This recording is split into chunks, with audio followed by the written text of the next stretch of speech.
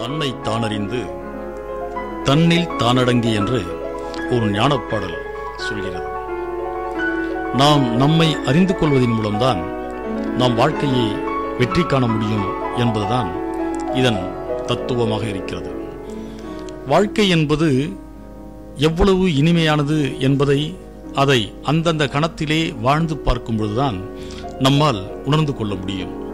மாறாக நம் வாழ்க்கையின் பெரும்பாலான காலங்களை வெறும் கவலையிலும் கண்ணீரிலுமே கரைத்து விடுகின்றோம். நம்மில் பெரும்பாலோர் எப்படி இருக்கிறார்கள் என்றால், கடந்த கால மகிழ்ச்சிகளை நினைத்து நினைத்து ஒருவேளை அவர்கள் வாழ்ந்து முடித்து விடுவார்கள். இல்லை என்றால் எதிர்கால அச்சத்திலே நடுங்கி ஒடுங்கி தன்னுடைய வாழ்க்கையை முடித்துக் கொள்வார்கள். இவர்களுக்கு நிகழ்காலம் குறித்த ஒரு சரியான பார்வை இல்லாத காரணத்தினால் எல்லோருடைய வாழ்க்கையும் வெறும் சூன்யமாக தெரிகிறது. எதிர்காலத்தில் நாம் என்ன செய்ய போகிறோம் என்ற சிந்தனையே, எதிர்காலத்தில் என்னுடைய வாழ்க்கை எப்படி இருக்கப் போகிறது என்ற மனநிலையே நிறைய பேருடைய எண்ணங்களிலே அச்சத்தை ஊட்டிக் கொண்டிருக்கின்றது. இந்த அச்சம் ஏன் தோன்றுகிறது என்று நாம் நினைத்து பார்த்தோம் என்றால், நாம் ஒரு மெல்லிய தகட்டால் நம்முடைய மனங்களை மூடி வைத்திருக்கின்றோம். நாம் எப்போதுமே பாதுகாப்பாகவே வாழ்ந்து பழக்கப்பட்டு விட்டோம். இப்படி பாதுகாப்பாக வாழ்ந்து பழக்கப்பட்டு விட்ட காரணத்தால் ஒருவேளை அந்த தகடு நீக்கப்பட்டால் நம் வாழ்வு என்ன ஆகும் என்ற சிந்தனை நமக்குள் தோண்டி துருவிக்கொண்டே இருக்கின்றது. ஆகவே ஒருவேளை நாம் இந்த தேர்விலே தேர்ச்சி பெறாவிட்டால், ஒருவேளை நாம் கேட்ட இடத்திலே பணம் கிடைக்காவிட்டால், ஒருவேளை நாம் போகும் வேலை நடக்காவிட்டால் என்று நாம் நம்மையே பயந்த ஒரு நிலையிலே அழைத்துச் செல்வதற்கு நம்முடைய எண்ணங்களையே பயன்படுத்துகிறோம். இது எப்படி நம்மை வெற்றி கொள்ள செய்யும் என்று நாம் சிந்தித்து பார்க்க வேண்டும். காரணம், வெற்றி என்பது முடியாவிட்டால் என்ற எண்ணத்தில் தோன்றுவது கிடையாது, அது முடியும் என்ற நிலையிலே தோன்றுவது. இன்று எல்லோருக்குமே பொதுவான அந்த பண்பு வந்துவிட்டது. மிக சிறப்பாக தேர்வு எழுதிய ஒரு மாணவனாக இருக்கட்டும், மிக சிறப்பாக சமையல் செய்த ஒரு பெண்மணியாகட்டும், மிக சிறப்பாக வீடு கட்டி முடித்த ஒரு கலைஞனாக இருக்கட்டும், எல்லோரும் இதை பார்த்து யார் என்ன சொல்வார்கள் என்று கேட்பதிலே தான் அவனுடைய முழு அனுமானமும் அடங்கி கிடக்கும். அப்படி இல்லாமல், இது நான் முடித்தது, இது சிறப்பாகத்தான் இருக்கும், நான் செல்லும் வேலை அது சரியான பாதையில் தான் போய்கொண்டிருக்கிறது, நான் நடக்கும் திசை சரியான திசையில் தான் போய்கொண்டிருக்கிறேன் என்ற எண்ணம் நம் வாழ்க்கையிலே அச்சமில்லாத தளத்திற்கு அழைத்துச் செல்லும். அப்படி அச்சமில்லாத வாழ்க்கையை வாழ்வதற்கு நம்மை நாம் அர்ப்பணிக்க வேண்டும். நம்மை நாம் திறந்த மனதோடு வைத்துக் கொள்ள வேண்டும். நம்மை நாம் போராட்ட களத்திலே பங்காற்ற அனுமதிக்க வேண்டும். இக்காரணம், நம்மை நாம் போராட்ட களத்திலே அனுமதிக்காவிட்டால் நாம் முழுக்க முழுக்க முகமுடி அணிந்தவர்களாக மாறிவிடுவோம். இப்படி முகமுடி அணிந்தவர்களால் வாழ்க்கையை வெற்றி கொள்ள முடியாது.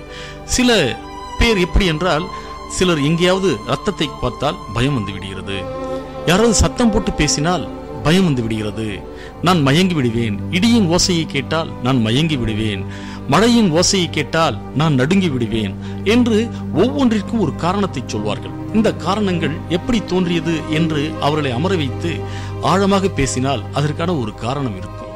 ஆகவே இந்த காரணம் அச்சத்தின் விளைவாக தோன்றிய காரணம் என்பதை நாம் மறந்துவிடக்கூடாது. எதை குறித்த அச்சம்? எதிர்காலத்தை குறித்த அச்சம். இது நிகழ்ந்தால் இதனால் நமக்கு இறப்பு நேர்ந்துவிடும் என்று சிறு வயதிலிருந்தே நமக்கு சொல்லப்பட்ட ஒரு தகவல் நம்மை இப்படிப்பட்ட ஒரு நிலைக்கு ஆளாக்கி விடுகிறது. ஆகவே நாம் விழிப்போடு இருக்கும்பொழுது இப்படிப்பட்ட அச்சங்கள் வருவதற்கு எந்த இடமும் நம்முடைய மனங்களிலே நிலை கொள்ளாது. ஆகவே நாம் தெளிவான சிந்தனையோடு வாழ்வதற்கு பழகிக் கொள்ள வேண்டும். அந்த தெளிவான சிந்தனை நம்பிக்கையிலே தான் தோன்றும்.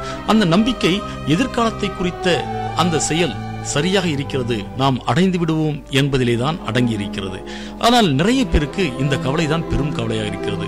4 பிள்ளைகளாகிவிட்டது, இந்த 4 பிள்ளைகளை எப்படி கரை சேர்க்கப் போகிறோமோ, 4 பிள்ளைகளாகிவிட்டது, இந்த பிள்ளைகளை எந்த கல்லூரியில் சேர்க்கப் போகிறோமோ, என்னுடைய மகன் மிக குறைந்த மதிப்பெண்கள் பெற்றிருக்கிறான், அவனுக்கு எந்த கல்லூரி கிடைக்கப் போகிறதோ என்ற அந்த சிந்தனை தான் இன்று நிறைய பேருடைய வாழ்க்கையை அனுமானிக்க முடியாமல், நிறைய பேருடைய வாழ்க்கையை தீர்மானிக்க முடியாமல் அலைந்து கொண்டிருக்கிறார்கள். இப்படி அலைந்து கொண்டிருப்பவர்களுக்கெல்லாம் ஒரே ஒரு தகவல் என்னதென்றால், எதிர்காலத்தை குறித்த நம்பிக்கையோடு இருங்கள், இந்த காலத்தை இனிமையாக வாழ பழகுங்கள் என்பதுதான். கபிலர் என்ற ஒரு மாபெரும் அறிஞர் சொல்வார், ஒன்றே செய்க ஒன்றும் நன்றே செய்க என்ற வார்த்தை. அவர் அதோடு விடாமல் நன்றும் இன்றே செய்க இன்றும் இன்னே செய்க என்று சொல்வார். ஆகவே எந்த ஒரு செயலையும் இந்த நாளிலே நாம் எப்படி செய்ய போகிறோம், இந்த நாளில் நாம் எப்படி வாழப் போகிறோம், இந்த நாளில் நாம் எப்படி மகிழ்ச்சியாக இருக்கப் போகிறோம், இந்த நொடியில் நம்முடைய மகிழ்ச்சி அடங்கியிருக்கிறது, இந்த மகிழ்ச்சியை நாம் எப்படி கொண்டாடப் போகிறோம் என்பதிலே தான் வாழ்க்கை அடங்கியிருக்கிறது. ஆனால் நமக்குள் இருக்கும் கவலை ஏன் தோன்றுகிறது என்று பார்த்தால், நமக்குள் நாம் அணிந்து கொண்டிருக்கும் முகமூடி, நமக்குள் நாம் அணிந்து கொண்டிருக்கின்ற நம்பிக்கையற்ற ஒரு அரண், நம்மையே நாம் வெளியே செல்ல விடாமல் தடுத்து கொண்டிருக்கும் ஒரு சுவர். அந்த சுவரை தாண்டி நம்மால் சிந்திக்க முடிவது கிடையாது. அந்த சுவரை தாண்டி நம்மால் எந்த நிலையிலும் செயலாற்ற முடிவது கிடையாது.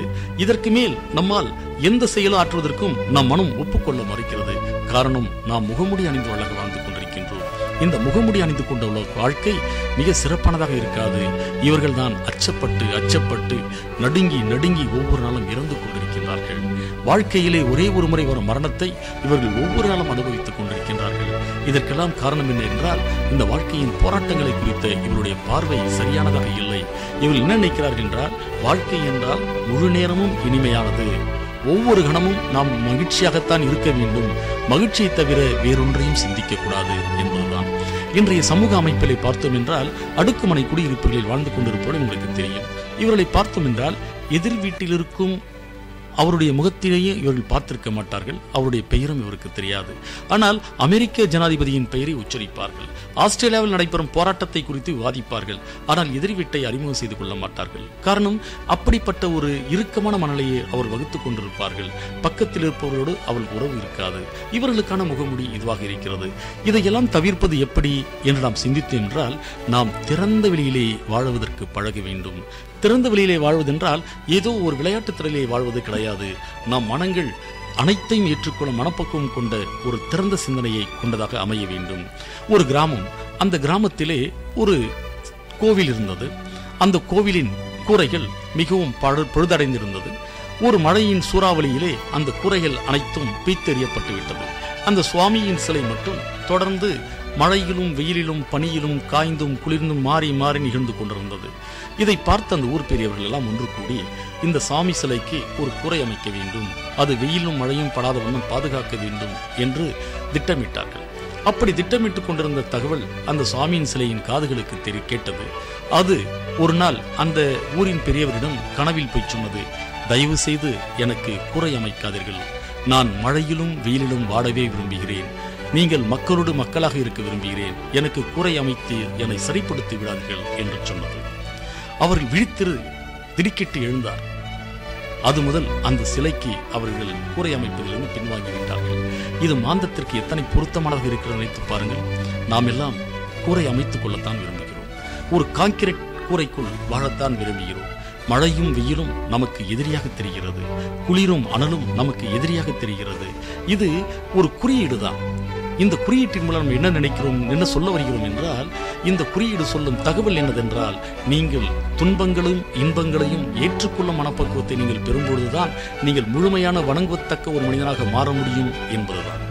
இந்த மழையும் வெயிலும் ஒரு குறியீடு, அது கவலையும் கண்ணீருமான ஒரு குறியீடு. இந்த குறியீடு நமக்கு வலியுறுத்துவது என்னதென்றால், நீங்கள் அதில் முழுக்க நனைவதற்கு பழக வேண்டும், அப்பொழுதுதான் பூஜிப்பதற்குரிய ஒரு தன்மை உங்களுக்குள் தோன்றும் என்பதுதான். ஆகவே நாம் நம்மை இப்படிப்பட்ட ஒரு அற்புதமான நிலைக்கு அர்ப்பணிக்கும் பொழுதுதான் நம் வாழ்க்கை தேர்ச்சி பெற்றதாக, மகிழ்ச்சி கொண்டதாக, தலைமைத்துவ பண்பின் ஆற்றல் வாய்ந்ததாக இருக்கும். உலகில் பாருங்கள், எந்த தலைவராக இருந்தாலும் அத்தனை தலைவர்களும் தொடர்ந்து போராடி இருப்பார்கள். அவருடைய போராட்டங்களிலே கண்ணீரும் கவலையும் தொடர்ந்து கொண்டே இருக்கும். அவருடைய போராட்டங்களிலே உயிரற்றும் பின்தொடர்ந்து கொண்டே இருக்கும். அவருடைய போராட்டங்களிலே எந்த நிலையில் அவர்கள் கொல்லப்படுவார்கள் என்பது தெரியாமலே இருக்கும். ஆனாலும் அவர்கள் இயங்கிக் கொண்டே இருப்பார்கள். அப்படிப்பட்ட தலைவர்களின் மூலம்தான் இந்த வாழ்வு வெற்றி பெற்றதாக மாறியிருக்கிறது. இந்த உலகம் வெற்றி கண்டதாக மாறியிருக்கிறது. இந்த உலகம் மகிழ்ச்சியான பாதைக்கு அழைத்துச் செல்லப்பட்டிருக்கிறது. ஒருவேளை அவர்கள் வெயிலுக்கும் மழைக்கும் பயந்து, இல்லாவிட்டால் பிரச்சனைகளுக்கு பயந்து ஒதுங்கி இருப்பார்களேயானால் இன்றைய மகிழ்ச்சியான இந்த உலகம் நம் கரங்களிலே அளிக்கப்பட்டிருக்காது. நாமும் கூட மகிழ்ச்சியான உலகை கையளிப்பதற்கு, மகிழ்ச்சியான வாழ்வை பெற்றுக்கொள்வதற்கு தொடர்ந்து அனைத்தையும் தாங்கும் மனநிலையை பெற வேண்டும், அனைத்தையும் ஏற்றுக்கொள்ளும் மனநிலையை பெற வேண்டும். அனைத்தையும் எதிர்கொள்ளும் ஆற்றலை பெற வேண்டும். நாம் ஆற்றல் வாய்ந்தவர்கள். மழை வெயில் மட்டுமல்ல, எந்த பிரச்சனை வந்தாலும் அந்த பிரச்சனையை உள்வாங்கிக் கொண்டு அந்த பிரச்சனையை ஏற்றுக்கொண்டு துணிந்து வாழ்வதற்கு பழகியவர்கள். எந்த நிலையிலும் தோல்வியடைய போவது கிடையாது. மழையும் வெயிலும் நம்மை கரைத்து விடாது, பிரச்சனைகளும் சூழ்நிலைகளும் நம்மை சாய்த்து விடாது என்ற எண்ணம் நமக்குள் வரும்போது நாம் வெற்றியாளர்களாக இருப்போம். நாம் எந்த சூழ்நிலையும் சந்திக்க திறன் பெற்றவர்களாக மாறுவோம். இதுவே வாழ்க்கையை வெற்றியான பாதைக்கு நம்மை அழைத்துச் செல்லும். இந்த வெற்றி யாரும் நமக்கு தருவது கிடையாது, நாமே பெற்றுக்கொண்ட வெற்றி. இந்த வெற்றி நம்முடைய மனங்களிலே ஆழ்ந்து சிந்திக்கின்ற வெற்றி. இந்த வெற்றி நம்முடைய மனங்களிலே பொங்கி வழிகின்ற அற்புதமான வெற்றி. அந்த வெற்றியை நீங்கள் பெற்றுக்கொண்டு விட்டீர்கள். நீங்கள் வெல்லப் போகிறீர்கள். அந்த வெற்றிக்கான பாதையை வகுத்து கொண்டு விட்டீர்கள். தொடர்ந்து போராடுங்கள், தொடர்ந்து பிரச்சனையை எதிர்கொள்ளுங்கள், தொடர்ந்து பிரச்சனைகளுக்கு எதிராக நீங்கள் சிந்தியுங்கள். பிரச்சனைகளை எப்படி முறியடிப்பது என்பதற்காக திட்டமிடுங்கள்.